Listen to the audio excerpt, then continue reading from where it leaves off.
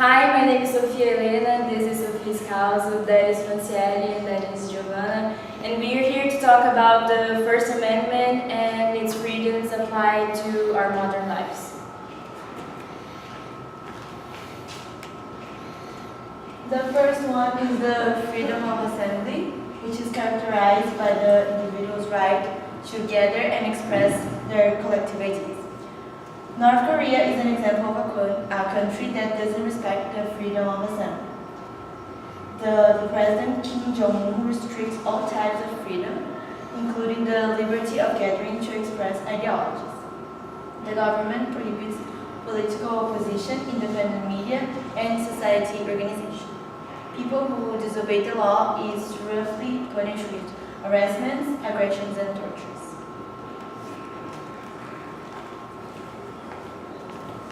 In the freedom of petition, people have the right to support or complain about government policies. And one example of it is the impeachment of Dilma Rousseff here in Brazil. And the request of impeachment was made by leaders who started huge manifestations against her government.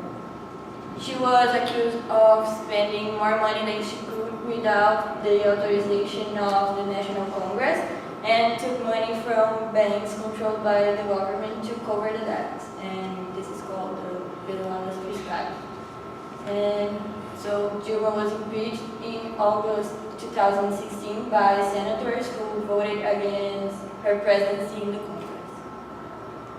The third one is freedom of speech, which is the right to speak freely without government interference. Protests in Venezuela are examples of people using this freedom. Big protests against the dictator Nicolás Maduro had no longer been reported this year. However, there was a growing medium and small daily manifestations against the lack of food, medical supplies, and basic services. According to ONU, there was 927 protests in Venezuela in April 2018, 25% higher than last year. The last one is freedom of religion, which is your right to practice your faith without government interference or suffering intolerance from people from other beliefs. Israel versus Palestine is one example, and ONU divided Palestine into one Jewish state and another Arab state, and after that, Israel has become a country. Opposite interests between the nations created a war, and to ease the conflict, a negotiation began for a future creation of just one Palestinian nation. And lots of agreements were made, but none of them really worked that well.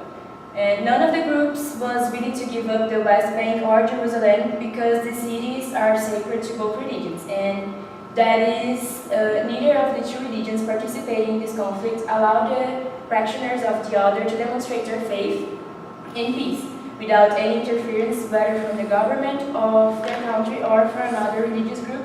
And that is why this is an example of how freedom of speech, freedom of religion was not respected.